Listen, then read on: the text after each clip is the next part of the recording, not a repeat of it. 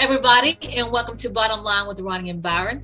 And today we have a lot of news to get to you. And we're going to start by talking about the tutor who expressed her concern over lack of school resources to the Jackson County School Board. In national news, we'll talk about the two men that were convicted of killing Malcolm X to be exonerated after the DA found FBI and NYPD withheld evidence. And then we'll move to sports and talk about the local high school Sneads, who captured their 9th title in the state championship for volleyball. Entertainment, we'll talk about Will Smith says that he wanted to date Fresh Prince of Bel-Air co-star Karen Parsons, but she told him hell no. And then we'll move to our relationship tea segment and we'll discuss gratitude. So Byron, we'll get right to it, and we'll start off by talking about the tutor who went before the Jackson County School Board and really voiced her concerns of the lack of school resources. She said that she's seeing an increase in remedial students where it comes to reading. What do you think about that? Well, yeah, it was interesting to find out that it was an actual hiccup or a lack of resource on that end. But to see that the school board was all engaged to step up and provide that and follow up with this teacher was even more of a plus to see. But I was dumbfounded. I didn't know that these issues was actually a big thing. Now, what I have been getting from parents in the community has been more so with coming back from COVID and some of the issues from minorities and minority families, whether it's their child being retained in the same grade or whether it's, the lack of resources and information that they didn't know were really out there available, getting their kids back into the school system. So to see that was kind of, caught me off guard, but to see them trying to step up and fix that issue was a positive. Well, let's talk more about this tutor. She actually is a teacher for Florida Virtual School. Her name is Carrie Eaton, but she tutors throughout Jackson County. And she said there's an increase in remedial reading students in 11th and 12th grade. So, which is that is a concern because you're trying to graduate at this time. But she said that there's about 80 to 100 upperclassmen that still haven't passed either the FSA or the ELC, which you have to pass one of them to graduate. Yeah, and when you look at it, this kind of was to be expected. And the sad thing about it is with COVID and with the pandemic holding things back, a lot of students and a lot of parents don't know that, hey, you can take that ACT as early as I want to say it's like 9th, 10th grade. And you can take it as many times as you want, and they're going to take the highest score regardless. Now, the SAT is a little bit different, but all of these ability to take these tests are so crucial. And sad thing about it, some students that last year they may have been in 11th grade, and now they're seniors, or those that were seniors that didn't get a chance to take it.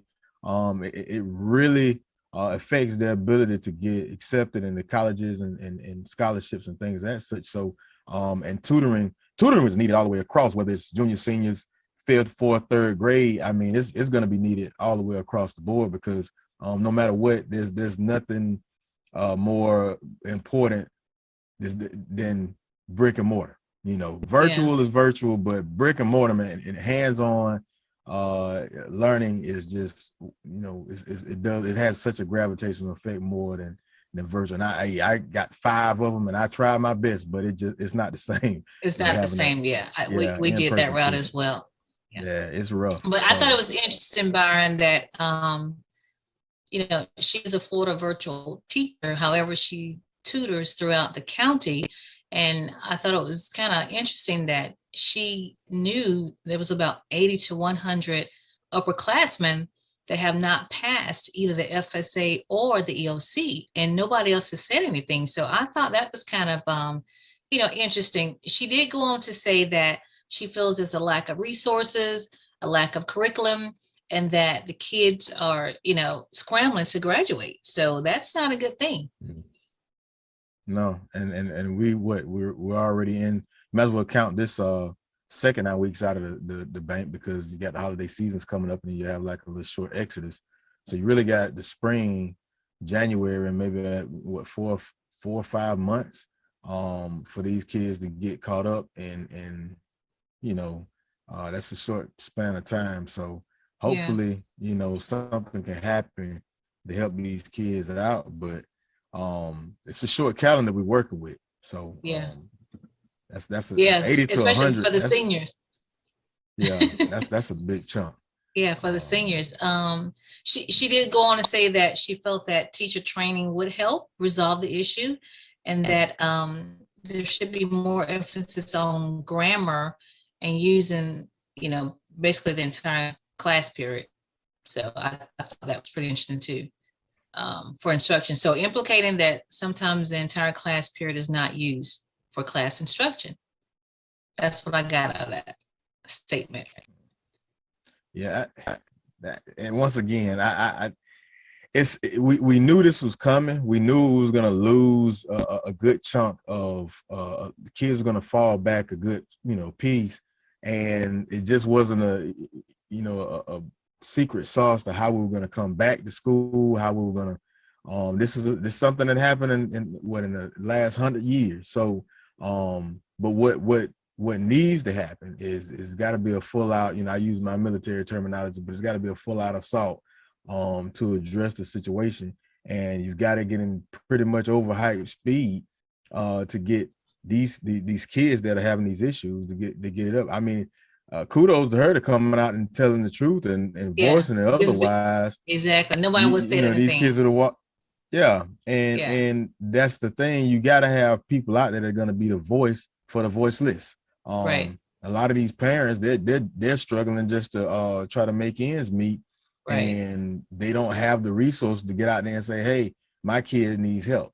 And at the same time, they may feel like, because like it might be a normal thing, and she's standing up and saying, no, this is not normal. Your kid's supposed to get help, and I'll be the one to get out there and say that. So more people need to come out like her. Because I've told other parents, you might not, I can guarantee you're not the only one that's going through the situation that you're going through. And if you don't say something, it won't get heard. It'll go unnoticed, and your child will fall between the cracks, and you don't want that to happen. So, well, hopefully they can come together and find the resolution so nobody slips through the cracks. So. Yeah. I want to make sure that everybody knows that the local and state news is brought to you by Brightway Insurance. Brightway Insurance is located in Marianna at 2867 Caledonia Street. They offer property insurance, life insurance, as well as business. Any type of insurance you need, you should call TD and his staff. You can reach them at 850-633-3460, and that's Brightway Insurance. Now, Byron, I want to move to what happened at the Tuesday night Jackson County County Commissioners meeting. They actually passed a resolution to restore the Springfield School. I thought that was pretty interesting. That basically the resolution states to restore and preserve the actual school, which is like a 2-room school, and the 5 acres that it sits on. So it is a cultural and historical site. Matter of fact, back in August, Dale Cox team actually secured a grant to restore that building, which is like $302,000. I don't know if you knew that, Byron, but it's a 2-room, building that was built back in, I think it was like that 1936. It was built, and it was the first African-American school in Jackson County. And so now it's going to be a historical site. Like I said, the commissioners have approved to restore it and to preserve it. But like I said, they've already received the grant back in August, I think it was, to do some restoration. So you can see the picture of the outside. At some point, I'll get some of the inside. I've heard it looks very much similar to how it looked when the kids attended school. So pretty good stuff there. Preserving that's good especially news. African American history. Yeah, you know me, I'm a history nut. So Yeah. yeah, and kudos to Dale Cox and his team for making it happen. And that's one of the other things, that the same thing with Union Grove. Union Grove was actually a fairly new school when it was built at its time. And now it needs the same uplift. These are historical sites. And the hard part is that most of the alumni, if they're still around, they're up in age. So to the young folk out there, every last one of you connected to these schools, because you have whether it's a grandparent, great grandparent, Great uncle, grandparents, somebody aunt, in your, you got yeah, somebody that went to these yeah, schools and brought you to the point that you're here today. So it's very important to hold on to these great historical sites, because this is your history. This is what because a lot of people don't know the history of schools, especially the Black schools. They formed out of churches. The churches came together, and pulled their resources together to to form the build these school. schools. And Yeah. so yeah, and all of that time, it was a short time span till integration happened. And a lot of instances, these schools were still fairly new, but they got abandoned when schools were integrated. So Right. and as time went by, they went down. So we need to definitely do our due diligence to make sure that they are preserved, and we have something to show our offspring and our future, to see where our grandparents actually Right. learned and build themselves up to the Got point their to make us who we are. education. So yeah, Yeah. yeah. The Springfield School is actually owned by Springfield AME Church, which sits right next door. So the old school was located at 4194 Union Road, which is off of 231, and is actually the executive director of Springfield School is Lily Clark. I talked to her earlier, and she expressed her excitement and just joy about what's happening regarding the school. She's been working on this for a very long time, and so she's very excited about the partnerships. I mentioned Dale Cox, but now the county commissioners are getting behind the project and giving their support, and she's just really excited about this, what she told me. So she's very grateful. But we'll have to take a tour out there, Byron, and take a look at it. She's invited me out, and so I'll make sure that you get a chance to see it too. I'm told it's something to see. Some of the old desks are still there, old tables, and so like I said, it was built in 1936 by the local community and completed by the National Youth Administration.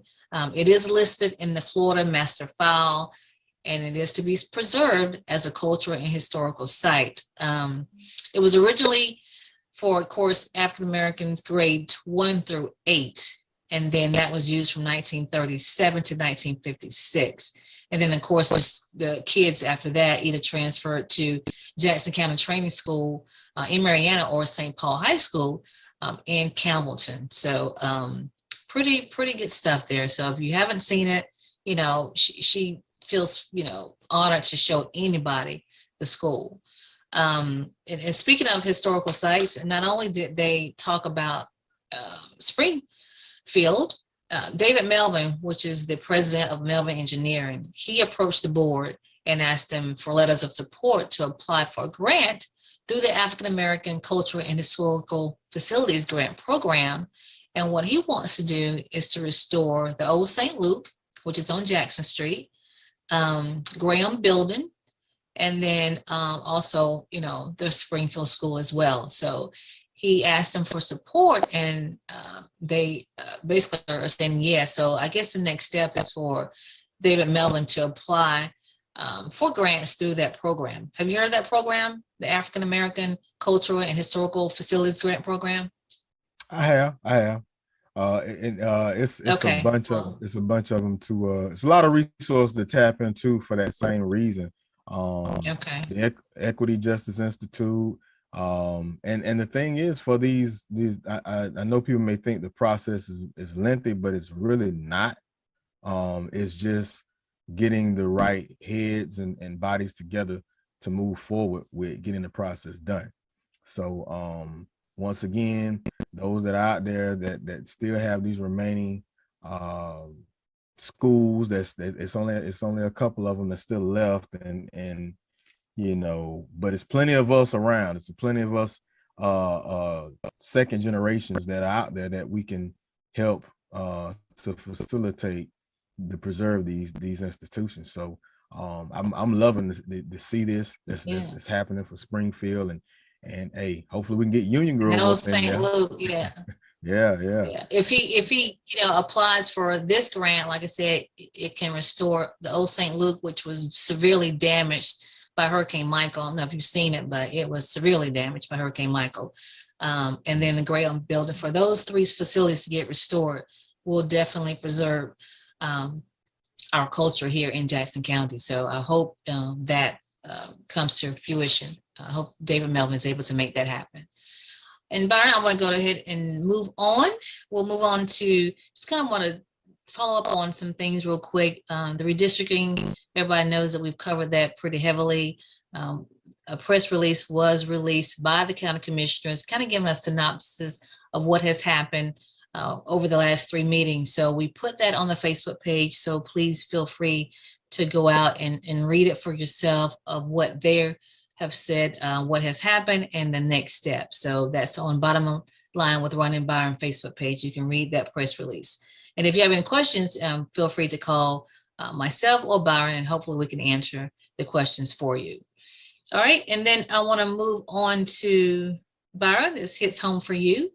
The school, Malone, has 14 sets of twins. 14 sets of twins, and our very own Byron has 2 of those sets. Hey, all right, Byron, you guys made news regarding that. That was pretty impressive. I don't think they knew that until I guess a teacher was looking at it, and they was like, they thought they had 12, and then someone said, no, there's 14. So let's talk about that.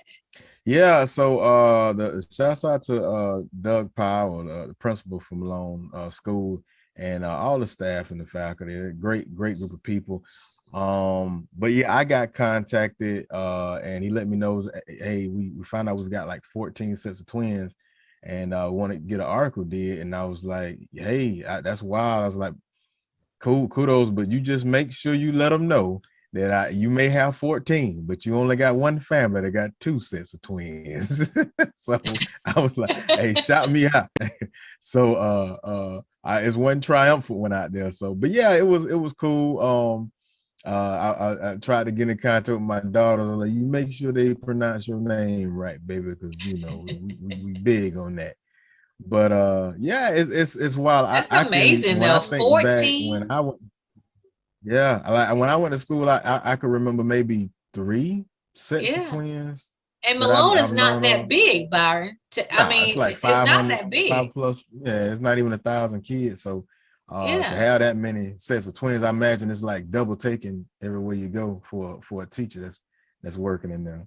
Yeah, I think they're saying quite a large portion of the of 14, they're identical. So yeah. Now you don't have identical twins, right? No, they're all fraternal. Both of them. Well, I got one set that's boy girl, and then my 2 daughters, they're fraternal. But in the early years, people they couldn't tell the difference between them. But as time got, grew, one's a little taller than the other and stuff like that. But they all fraternal. That's a lot. 14 sets. So that's pretty unique, I would say. One big family.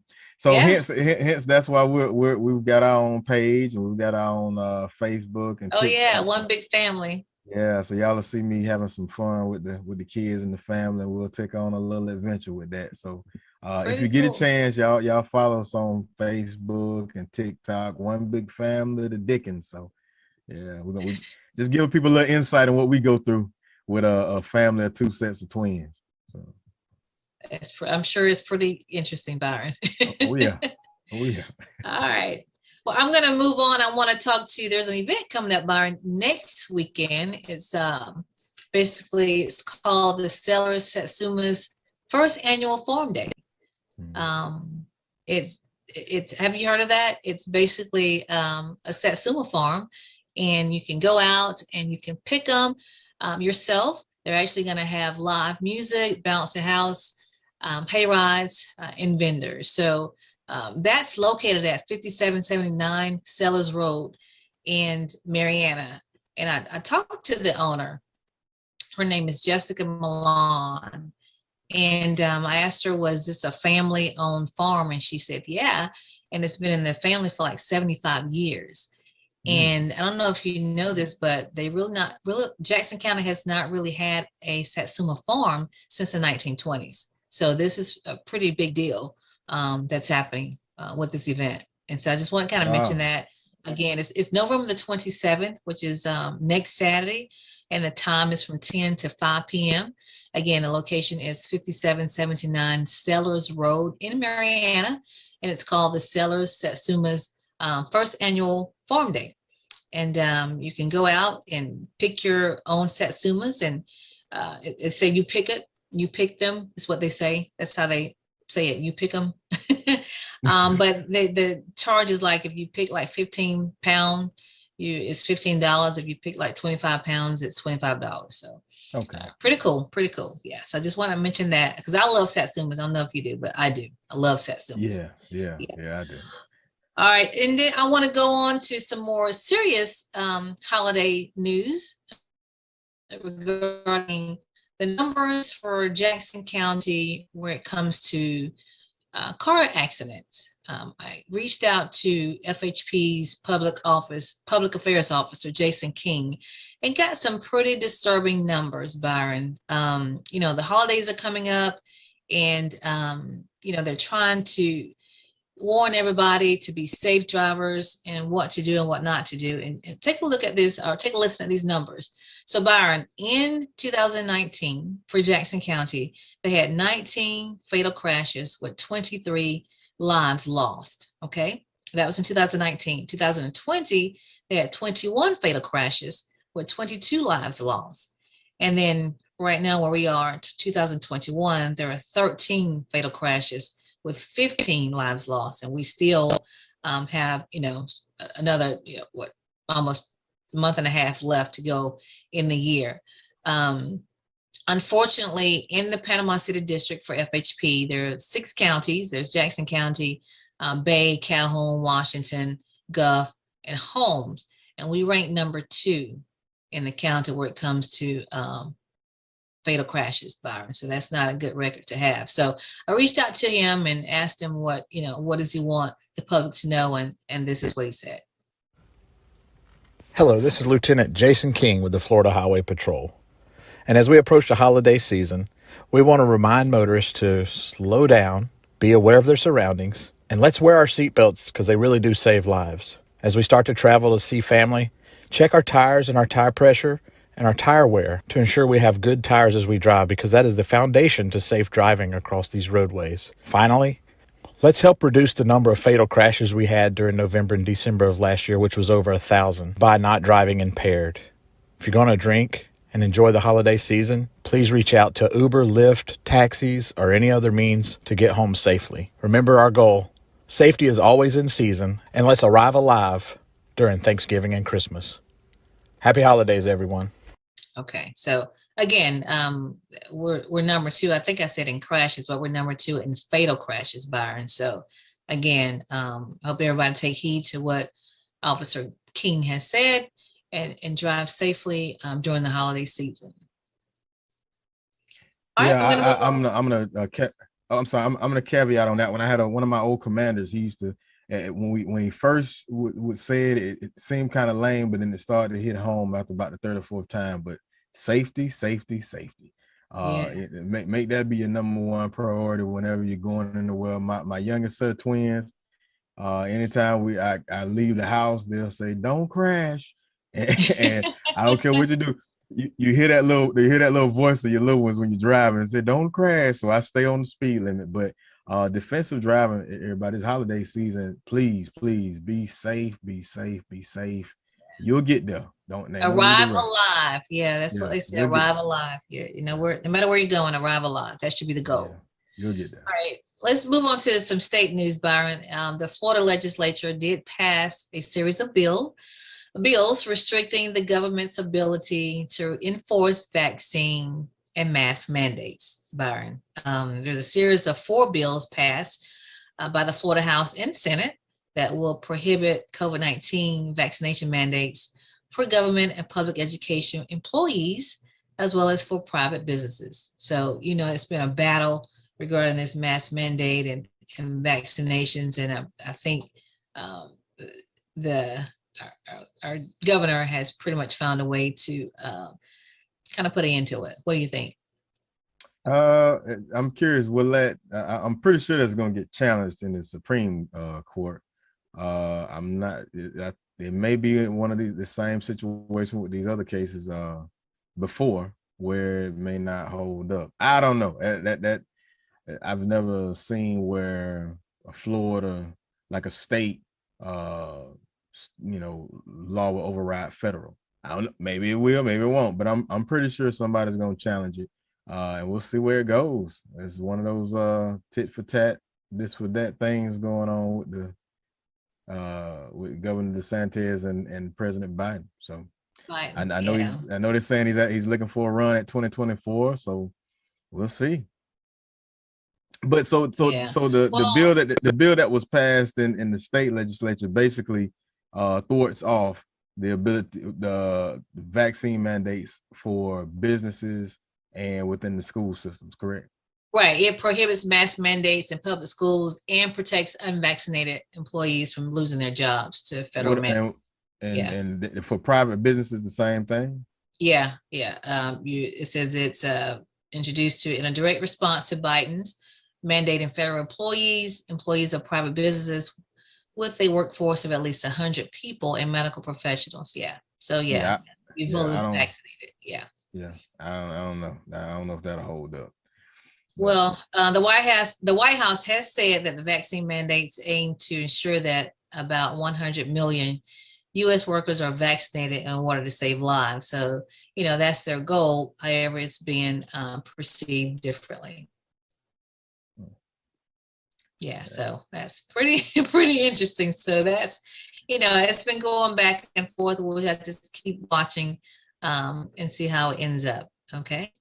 Well, and that's going to be it for our local and state news. Again, local and state news is brought to you by Brightway Insurance, which is located in Marianna.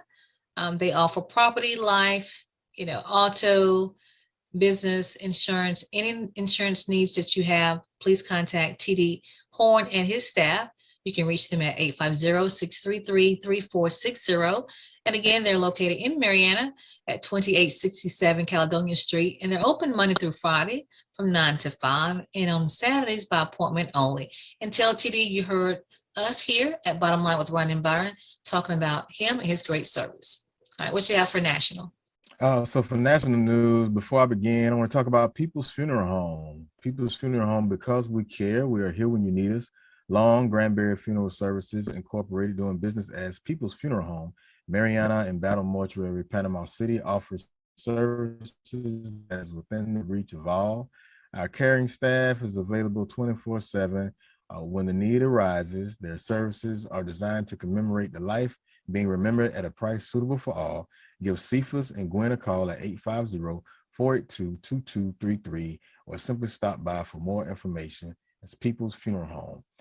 So the first story I want to get into is Travis Scott's career over. Rapper faces $750 million lawsuit over World's tragedy as brand steps back. So everybody's taking a step back. He had a shoe deal that's supposed to come out with Nike. They stepped back ever since this unfortunate tragedy. Ended up being a total of 10 lives lost, to include a 9-year-old young boy.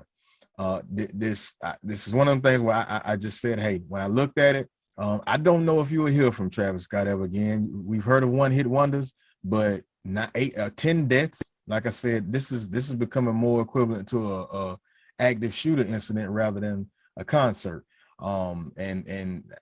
You definitely, just out of the 10 lives that were lost, to think that nobody was gonna take this legally and sue, that's out of the question. And now you've got other people concert goers that have filed multiple lawsuits that have equated up to the 750 million, and that don't mean it's gonna stop. So it's just one of those things where if you properly plan and execute it, and didn't try to promote this persona, and just did the proper things and did to the proper channels, it's when it happened. You wouldn't have lost lives. But needless to say, it's one of those sad instances, and I think it's going to be more, and it probably just won't rest at like we said before. It's not going to just rest at Travis Scott. It may end up being the label, maybe every entity involved, Live Nation, Epic Records, the promoter as well, by our Live Yeah. Nation. Yeah, Live Nation. Yeah. I mean, matter of fact, the lawsuit also named Live Nation and named Epic Records, even the rapper Drake and Apple as defendants of their involvement in the organization of the festival. So it's not gonna stop. Sad thing, but it was to be expected. Yeah. So my next story is about Malcolm X. So 2 men convicted of killing Malcolm X to be exonerated after the DA found FBI and NYPD withheld evidence. So this is one of those things where people, I'm, like I said, I'm a big history nut. 2 men who spent decades in prison for the murder of the civil rights leader Malcolm X, which they always denied not having any part, will have their convictions thrown out. DA Cy Vance and attorneys for Muhammad Aziz and the late Khalil Islam will jointly move Thursday, this past Thursday, to vacate their 1966 convictions. So one of the gentlemen that admitted to the crime, he always stated that those 2 men weren't involved, and this all spurred out from a Netflix series that came out that brought question to who actually killed Malcolm X. And it was believed that there were 5 gentlemen that were involved in the murder of Malcolm X, but since then, those I think it was 4 out of the 5 men died. So there's really the question of who actually killed Malcolm X is still out there.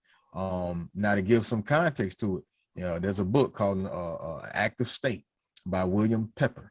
And another book, he had a previous book called Orders to Kill, and it gives you the truth. And there was an actual trial and hearing finding out who was actually responsible for Dr. King's murder. So in this book, it breaks down who was actually involved in the murder of Dr. Martin Luther King Jr.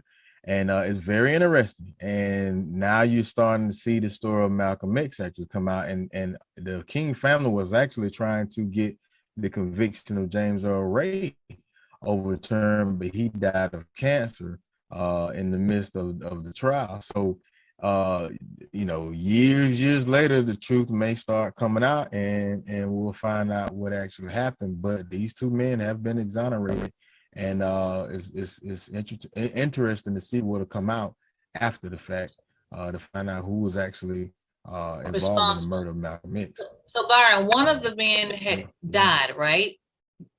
One of the men they exonerated died. Yes, one of the men died in 2009. Islam was paroled in 87.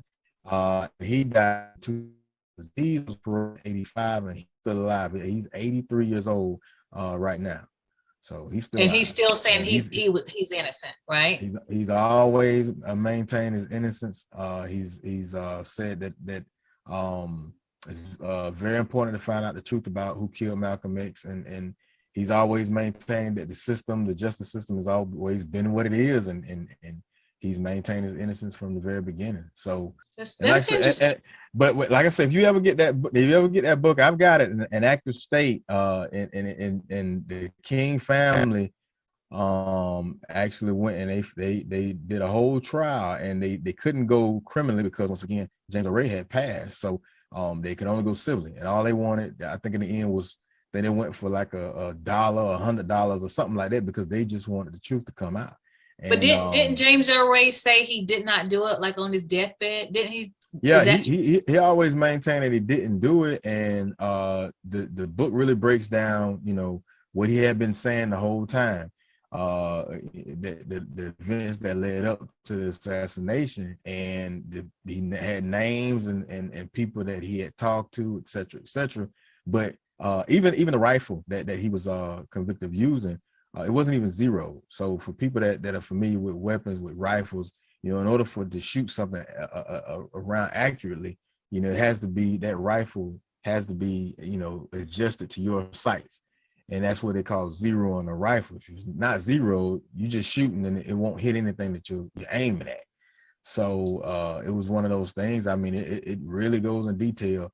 And they won and proved who was actually involved. And needless to say, that never hit the news media, it never hit major networks, but the King family won in court and proved that, who was actually responsible for the death of Dr. Martin Luther King. So I'm assuming that this process may play out as well, and hopefully it'll get more attention than the King case did. But we'll have to keep watching that one, because that's pretty interesting, I think. Yeah, I mean, so many years have passed by, and we still don't know the truth in either case. So that's it's pretty sad, I think. Yeah, it is. And so in my last story, the lawsuit, Baldwin had no reason to fire in the Russ shooting. So I know I hadn't talked about it because it's getting a lot of major coverage, but actor Alec Baldwin, was involved in a shooting where they had a prop gun when they were shooting the movie Rust. It was a Western movie.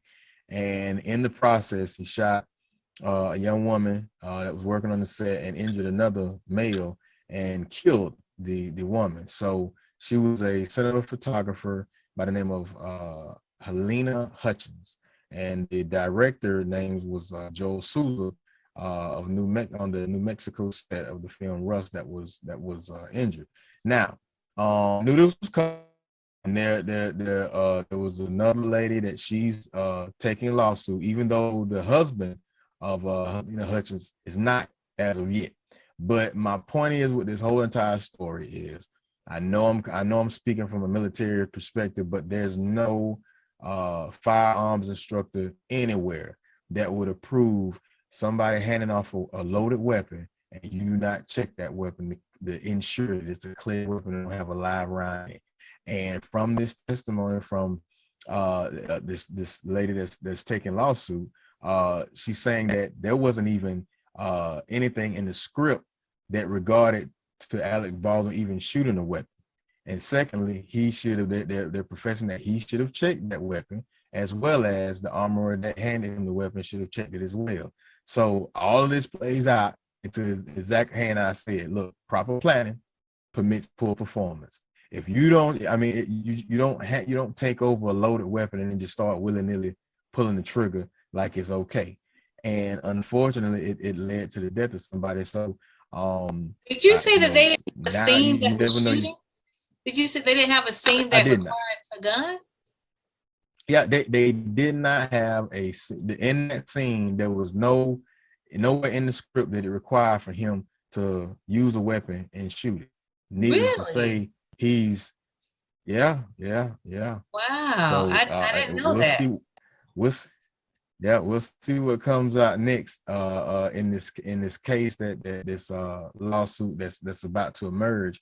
But that is what's coming from this new lawsuit that's coming against Alec Baldwin, and there's nobody disputing it. It's actually a recording where the director is saying this, that they're making a point that, hey, I never put anything in the script for him to even shoot a weapon in that scene.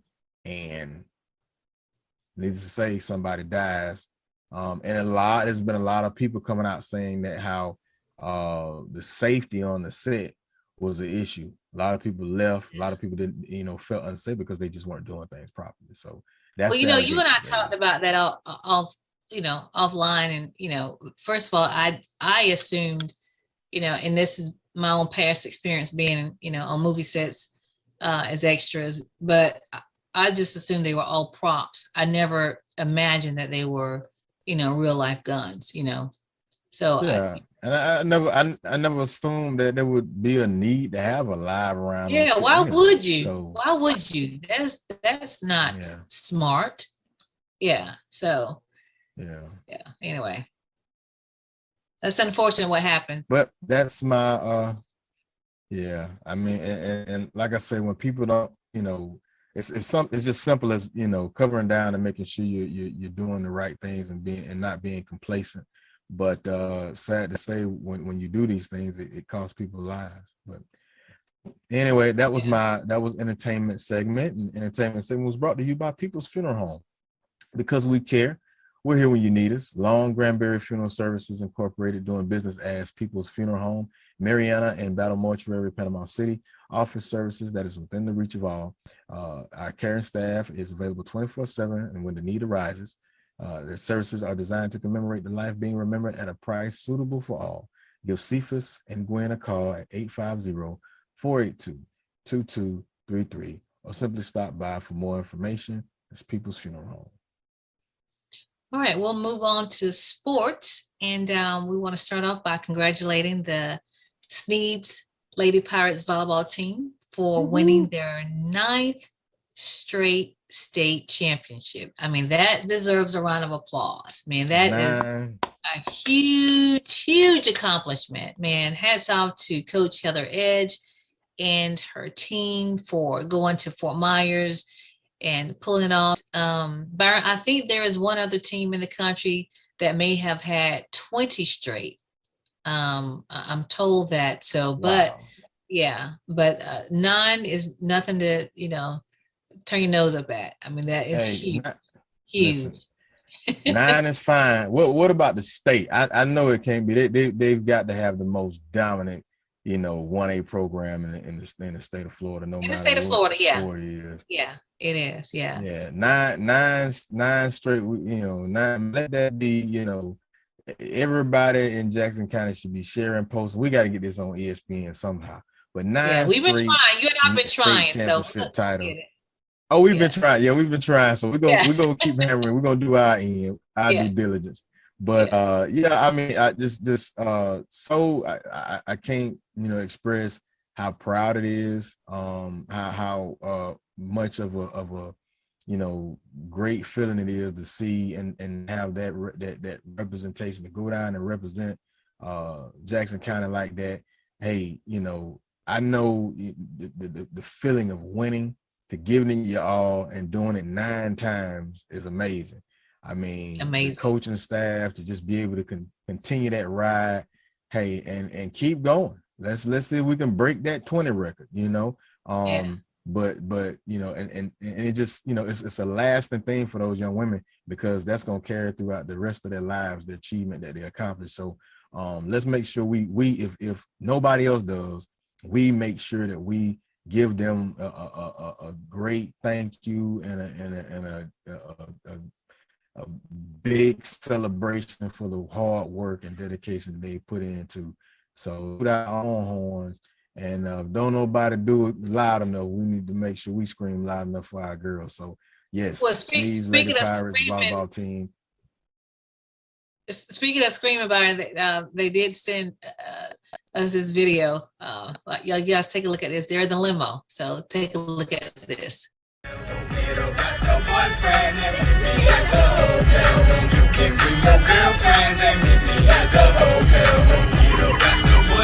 Yeah, so there you have it. Our girls are, enjoyed themselves while after the game, post game, and they're riding around in a limo, and just they deserve it. They really do deserve it. So again, show up, have a good time. Yeah, have a good time. Enjoy the fruit of your labor. So again, hats off to Heather Edge. And I'm going to say this. There may have been some questions when Sheila Roberts left and Heather Edge took over. Sheila had it for I think 6 years, I think. 6 years, because Heather has had it for 3. So you kind of question. I'm sure some question. The first year Heather Edge, Coach Edge won it. Was it based on talent? From the previous coach, or is she just that good of a coach? So I think this is a year that proved it. This is her 3rd title. I think she, this is what we can say. Yeah. she's a good coach. Mm. Yeah, she's just as good. So hats off to you, Coach Edge. I'm, very happy for you that you're able to continue the legacy and the dynasty that the Sneads volleyball team has built over the years. So good. And speaking of volleyball champions, of course, Sneads was 1A champions, and Mosley, right down the street, they won 5A. This is their first state title. They won 5A championship.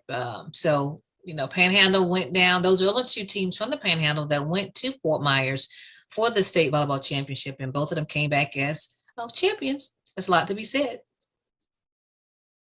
Sweet. Yeah, we showing out. Going out, yeah. All right, let's move on to some high school football regional semi-final action that will take place on tonight. I do want to make sure I understand you guys that Sneads won on yesterday. And then Mosley won on Wednesday. So just make sure we understand that. But tonight, there is some semifinal action going on. Shipley will be taking on Holmes County.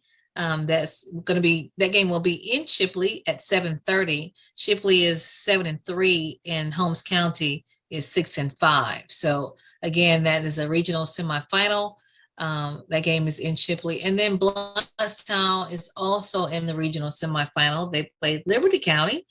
Blountstown only lost one game. They're 8-1, and Liberty County is 9-2. That game is in Blountstown at 7 p.m. So that game should be pretty good, Byron. Should be pretty good.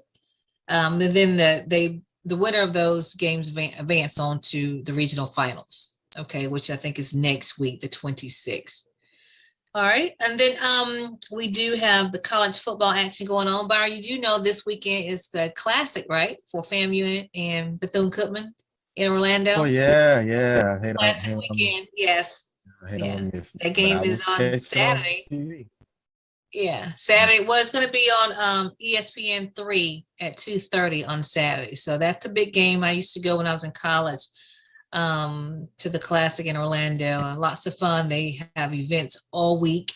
And so that should be pretty good. But the Florida Classic, that is this weekend on Saturday. Florida and BC. Now it's a new name, BCU, Bethune-Cookman. So look out for that game.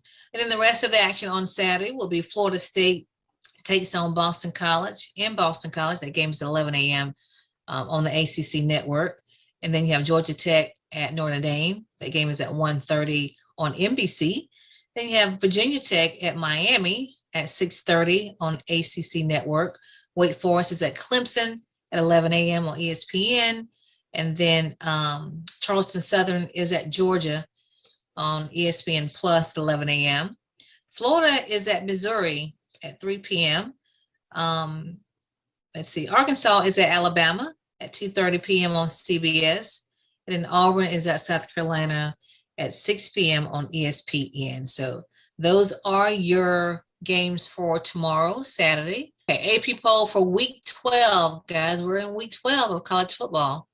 So number 1 is Georgia, number 2 is Alabama, number 3 is Cincinnati, number 4 is Oregon, number 5 is Ohio State, number 6 is Notre Dame, number 7 is Michigan State, number 8 is Michigan, number 9 is Oklahoma State, number 10 is Ole Miss. So that tops out your top 10 in the AP poll for college football. Okay. All right. I want to mention, you guys, if you're looking for a car, check out Travis Russ over at Marietta Toyota. Travis Russ can find you what you need, and you can give him a call at 850-209-7051. He's a great salesman and a personable salesman, and he can, again, whatever car you're looking for, give him a call. He can find it, 850-209-7051. That's Travis Russ at Marietta Toyota. And they're located on Penn Avenue, 2961 Penn Avenue in Marietta. All right, what do you have for entertainment, Byron? So entertainment, speaking of entertainment, 2Egg TV is an off-beaten path streaming travel channel. Dale Cox and the 2Egg TV team take you on digital adventures in Florida, Georgia, and Alabama with travel features and documentaries. You can watch 2Egg TV on YouTube, Roku, and 2eggtv.com. That's 2eggtv.com. So in the hip hop world, faced another death. Rapper Young Dolph was fatally shot at a Tennessee cookie shop. This rapper Young Dolph, widely admired in hip hop community for his authenticity and fierce independence, he was shot and killed Wednesday inside a beloved local cookie shop. He was there to visit his aunt. She was sick with cancer, and he was actually giving out Thanksgiving turkeys as well. The sad thing about this, and what just brings this story to my attention, is it's getting me to the point where I'm gonna have to change genres, because you know, me coming up, the biggest death when it came to rappers was Tupac and Biggie, and it seemed like rap beef was like just gonna be done with. Now it's like all of these young rappers are, you know, getting murdered left and right. So it's just one of these things. When the hip hop community, we something's got to happen. They keep these But young what's the brothers from reason? getting What murdered I left mean, and is there right. a I mean, it's motive? almost like at this point, right now, the Memphis PD, they don't have any information on who the potential shooters are. The statement from Memphis Mayor Jim Strickland was that the tragic shooting death of the rapper is another reminder of the pain of violence brings with it. Just last week, the cookie shop posted a video on Instagram of the rapper promoting the store's cookies. Yeah, that So right it's an now actual cookie they don't shop, have right? any suspects. An actual cookie shop, and he was there, you know, giving out turkeys, and you know, was there to visit his grandmother that was sick with cancer. So, yeah, right now they don't have any suspects. Yeah, so they have no information to release, but it's a shame, you know. We got something got to happen with all these young rappers getting. It's almost like a prerequisite now, you know, in the rap world. So something's got to change. But you know, we really got to police this and find out like what's the deal. Why all of a sudden every rapper's getting, you know, young rappers getting murdered. I mean, my son, you know, he was listening to one, and I was like, well, he got killed. Who got? I was like, golly, you know, the only rappers we known of was Tupac and Biggie. Nobody else was getting murdered, you know. But yeah, in other news, Will Smith says he wanted to date Fresh Prince of Bel-Air co-star Karen Parsons, but she told him hell no. Karen Parsons played his cousin. What was the name? The ditzy name? Uncle Phil, Aunt Viv, the three cousins, Hillary Banks. That was the Hillary. one that played I was Hillary trying to Banks. think of it. Hillary. Yeah. So But he described her as the least experienced. Yeah, he did. During that time, yeah. He said she was the least experienced next to him, and that she beat out a slew of Hollywood big hitters to win her role. He said, but she was smart enough to tell me hell no. He said, when I tried to explain that we were not really cousins, you know, so it'll be fine. But he ended up, when she shot him down, he ended up marrying his first wife, Cherie Zampino, and from the taping A Different World. And then they had a son, Trey Smith. He was born in 92, and then he eventually divorced her, and he met Jada Pinkett Smith, and then they had their two, Jada and Willow. And so, then his ex-wife married Mark, right? He wanted to bring out that. I believe so. Married Mark. I believe so. Yeah. Okay. Yeah. Mm-hmm. That's crazy. I think that's how it happened. But yeah, he did shoot a shot, but she shot it down, shot him back. So shot outside a wheel on that one. So in my last story, TV legend, I know we talked about it before, so it's really a follow-up, but TV legend LeVar Burton, he lands a game show hosting gig after all that debacle with Jeopardy. So he landed a gig for the show called Trivial Pursuit, which is a Hasbro board game. They're actually looking for a home network to air the show, but LeVar Burton is going to be the guy. And right now, Trivial Pursuit, you know, is one of the best known brands in the gaming universe. So he's thrilled, he's excited, and so are we. So look forward to seeing my good brother LeVar Burton, man. Reading Rainbow was my thing growing up, so I'm looking forward to seeing where this show will land and get to watch him do his thing. He's been wanting to get on that game show host gig, and he's finally landed one. So shouts out to LeVar Burton. Good for him. Yeah. So this segment, once again, was brought to you by 2Egg TV.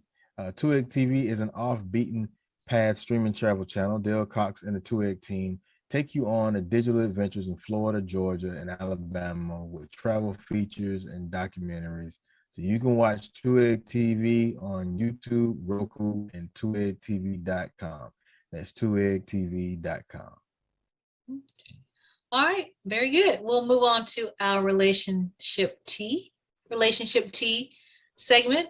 And today we're going to talk about gratitude. You know, we are approaching the Thanksgiving holiday. And so we just kind of want to talk about being grateful and coming from a place of gratitude as much as possible in your everyday lives, not just waiting till you get to Thanksgiving or some special occasion. But Byron, I think if we look at our lives and we look around us, we can really, say we should be grateful. I agree. Yeah. So we got to just, and that's, that takes practice. It takes, learning. It takes training, and like anything, it's a training of your mind and training of your attitude to get to that point where you can say, hey, you know what? When something's, comes to your mind and try to get you out of focus or in a bad way, you're like, nope, no. I'm going to look at this. I have movement, I can walk, I can talk, I can pick up the phone, I can talk to this person, I have a job, I have a roof over my head. You just have to remind yourself on a daily basis, of what you have.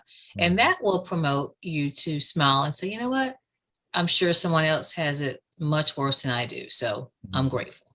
Yeah. It's one of those jewels of building, resiliency, and when you can be thankful, you can, when you have gratitude for the things that you have, and even the things that you don't have, it kind of, it makes you stronger. It makes you stronger. Right. Yeah. You're not complaining. Complaining. Your heart's at ease. Yeah. So. Yeah. And that's a good place to be. That's a peaceable place to be when you can find yourself in that situation where you're just kind of like, okay, you can let things kind of roll off. And sometimes it's hard, but I think, like I said earlier, it's a way, you have to find a way to do it. You have to practice it. You have to make it become a lifestyle where you can just kind of brush things off and not dismiss things. You do acknowledge what happened, but you can't stay in there. You can't stay in that circle. You have to, of your circumstance, you have to get yourself out of the circle. And say, hey, you know what? I'm going to put somebody else in a circle. Let's see how I can help somebody else. That tends to help you too. So, Byron, we're going to talk more about gratitude and being thankful in our special segment next week. We're going to do a special relationship tea segment next week. We're going to have our families around us, and we're going to just kind of go around and just give thanks for everything that we're grateful for, each of us.